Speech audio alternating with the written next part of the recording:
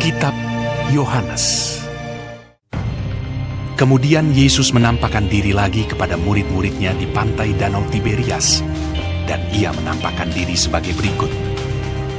Di pantai itu berkumpul Simon Petrus, Thomas yang disebut Didimus, Natanael dari Kana yang di Galilea, anak-anak Zebedeus, dan 2 orang muridnya yang lain. Kata Simon Petrus kepada mereka, "Aku pergi menangkap ikan." Kata mereka kepadanya, "Kami pergi juga dengan engkau." mereka berangkat lalu naik ke perahu, tetapi malam itu mereka tidak menangkap apa-apa. Ketika hari mulai siang, Yesus berdiri di pantai, akan tetapi murid-murid itu tidak tahu bahwa itu adalah Yesus. Kata Yesus kepada mereka, "Hai anak-anak, adakah kamu mempunyai lauk pauk?" Jawab mereka. "Tidak ada." Maka kata Yesus kepada mereka, "Tebarkanlah jalamu di sebelah kanan perahu, maka akan kamu peroleh." Lalu mereka menebarkannya, dan mereka tidak dapat menariknya lagi karena banyaknya ikan. Maka murid yang dikasihi Yesus itu berkata kepada Petrus, "Itu Tuhan." ketika Petrus mendengar bahwa itu adalah Tuhan, maka ia mengenakan pakaiannya, sebab ia tidak berpakaian, lalu terjun ke dalam danau.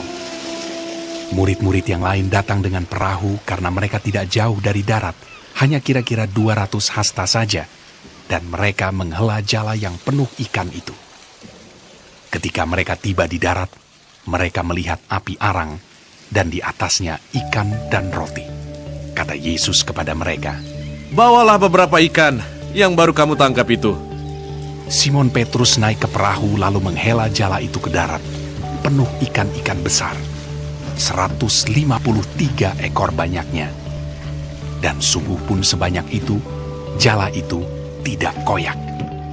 Kata Yesus kepada mereka, "Marilah, dan sarapanlah." tidak ada di antara murid-murid itu yang berani bertanya kepadanya, "Siapakah engkau?" Sebab mereka tahu bahwa ia adalah Tuhan. Yesus maju ke depan, mengambil roti dan memberikannya kepada mereka. Demikian juga ikan itu. Itulah ketiga kalinya Yesus menampakkan diri kepada murid-muridnya sesudah ia bangkit dari antara orang mati. Sesudah sarapan, Yesus berkata kepada Simon Petrus, "Simon, anak Yohanes, apakah engkau mengasihi aku lebih daripada mereka ini?" Jawab Petrus kepadanya, "Benar Tuhan, Engkau tahu bahwa aku mengasihi Engkau." Kata Yesus kepadanya, "Gembalakanlah domba-dombaku." Kata Yesus pula kepadanya untuk kedua kalinya, "Simon, anak Yohanes, apakah engkau mengasihi aku?" Jawab Petrus kepadanya, "Benar Tuhan, Engkau tahu bahwa aku mengasihi Engkau." Kata Yesus kepadanya, "Gembalakanlah domba-dombaku." Kata Yesus kepadanya untuk ketiga kalinya, "Simon, anak Yohanes, apakah engkau mengasihi aku?" Maka sedih hati Petrus karena Yesus berkata untuk ketiga kalinya, "Apakah engkau mengasihi aku?" Dan ia berkata kepadanya, "Tuhan, Engkau tahu segala sesuatu. Engkau tahu bahwa aku mengasihi Engkau." Kata Yesus kepadanya, "Gembalakanlah domba-dombaku. Aku berkata kepadamu, sesungguhnya ketika engkau masih muda, engkau mengikat pinggangmu sendiri, dan engkau berjalan kemana saja kau kehendaki. Tetapi jika engkau sudah menjadi tua, engkau akan mengulurkan tanganmu, dan orang lain akan mengikat engkau, dan membawa engkau ke tempat yang tidak kau kehendaki."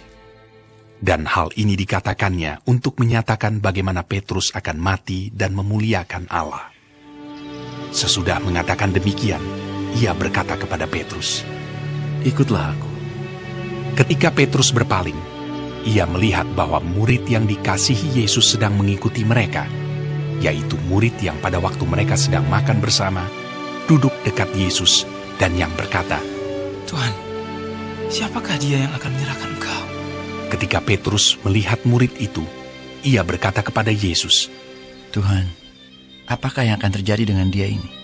Jawab Yesus, Jikalau aku menghendaki supaya ia tinggal hidup sampai aku datang, itu bukan urusanmu. Tetapi engkau, ikutlah aku. Maka tersebarlah kabar di antara saudara-saudara itu bahwa murid itu tidak akan mati. Tetapi Yesus tidak mengatakan kepada Petrus bahwa murid itu tidak akan mati, melainkan, jikalau aku menghendaki supaya ia tinggal hidup sampai aku datang, itu bukan urusanmu. Dialah murid yang memberi kesaksian tentang semuanya ini dan yang telah menuliskannya. Dan kita tahu bahwa kesaksiannya itu benar. Masih banyak hal-hal lain lagi yang diperbuat oleh Yesus. Tetapi jikalau semuanya itu harus dituliskan satu persatu, maka agaknya dunia ini tidak dapat memuat semua kitab yang harus ditulis itu.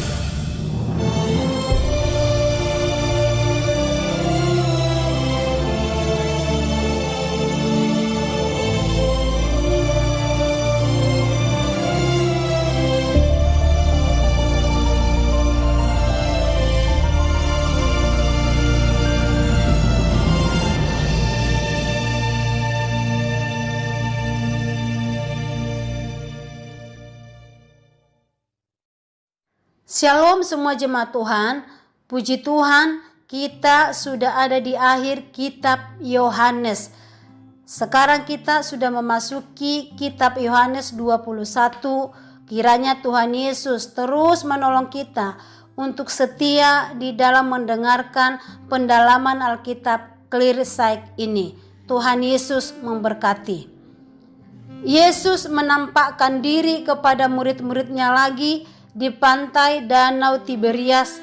Di situ berkumpul Simon Petrus, Thomas yang disebut Didimus, Nathanael dari Kana yang di Galilea, anak-anak Zebedeus, dan 2 orang murid-muridnya yang lain. Di mana saat itu murid-murid berkumpul, kata Simon Petrus kepada mereka, "Aku pergi menangkap ikan." Kata mereka kepadanya, "Kami pergi juga dengan engkau." Mereka berangkat lalu naik ke perahu, tetapi malam itu mereka tidak menangkap apa-apa. Mereka berkumpul di sana. Hal pertama yang kita lakukan dalam menantikan kedatangan Yesus adalah bersekutu bersama seperti yang murid-murid lakukan.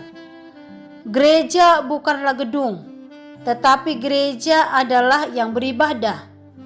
Saat situasi seperti sekarang ini, akibat pandemi COVID-19, di mana gereja belum bisa dengan leluasa dibuka, tapi itu tidak bisa mengurangi persekutuan kita dengan Tuhan dan sesama. Gereja tidaklah tutup, gereja tetap eksis. Sekarang kita tidak bisa berkumpul di satu tempat, perkunjungan juga tidak bisa. Tetapi dengan adanya kemajuan teknologi, kita masih bisa berkomunikasi dengan sesama saudara seiman kita. Apakah itu melalui WA, Zoom, Google Meet, Facebook, Instagram, dan lain-lain. Hal kedua yang kita lakukan dalam menantikan Yesus adalah kita harus tetap aktif. Yesus berjanji akan datang kembali, tetapi kita tidak tahu kapan tepatnya. Ada banyak tanda-tanda yang sedang dan akan terjadi menjelang kedatangan Yesus. Salah satunya apa yang sedang kita alami saat ini. Kegoncangan ekonomi secara global, penyakit sampar yang sedang mengamuk. Lantas, apa yang akan kita lakukan menjelang kedatangan Yesus yang kedua? Apakah kita akan bertapa, mengasingkan diri? Tentu tidak. Murid-murid menggambarkan mereka tetap aktif bekerja.